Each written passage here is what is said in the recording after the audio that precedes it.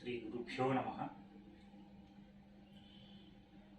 నా ఎంఫిల్ అంశం తిరుపతి వెంకట కవుల నానారాజ సందర్శనం సాహిత్యానుశీలనం అన్న ఈ అంశాన్ని నా పరిశోధనా సిద్ధాంత గ్రంథం 2009లో నాకు ఉస్మానియా విశ్వవిద్యాలయం అవార్డు చేసింది.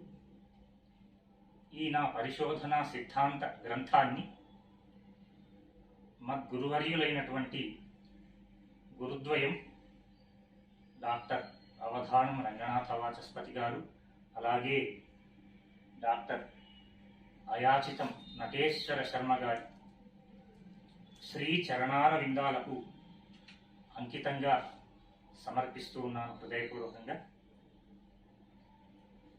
తిరుపతి వెంకటేశ్వర సుధీ కవిరాజుల ధారవోలే, తిరుపతి వెంకటేశ్వర సుధీ కవిరాజుల ధారవోలే, కొప్పరపు కవీశ సోదరుల కొప్పరపు కవీశ సోదరుల భవ్యతరాసురు చిస్మితమునై, కొప్పరపు కవీశ సోదరుల భవ్యతరాసురు చిస్మితమునై, సురుచిరమౌ వధానముల విశుద్ధ సురుచిరమౌ వధానముల శోభలనందగ తెలుగు నేలలో, స్థిరమగు కీర్తిగాంచితిరి చేకొనుడీ కృతి కన్యకామణి, చేకొనుడీ కృతి కన్యకామణి. 40 గ్రంథములెంతయు ఇలపై వెలయించినట్టి ఈశ్వర రూపం, ఈశ్వర రూపం.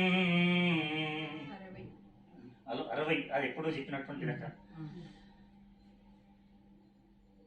40 గ్రంథములెంతయు అంటూ ఒకసారి నేను 15 సంవత్సరాల క్రితం ఫోన్లో ఆశువుగా చెప్పినటువంటి పద్యం అది. ఇలపై విలయించినట్టి ఈశ్వర రూపుం కలమే హలమై జీవన ఫలముంగొనునట్టి విబుధ వంజుని గొలుతుం, విబుధ వంజుని గొలుతుం. పలికిన పల్కులెల్ల రసభావము జిందెడు సంప్రదాయమై.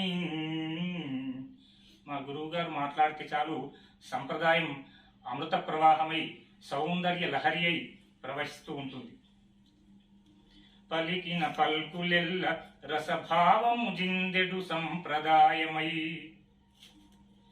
తలచిన భావమిల్ల వరదాయిని శారద కర్చనమునై, వరదాయిని శారద కర్చనమునై.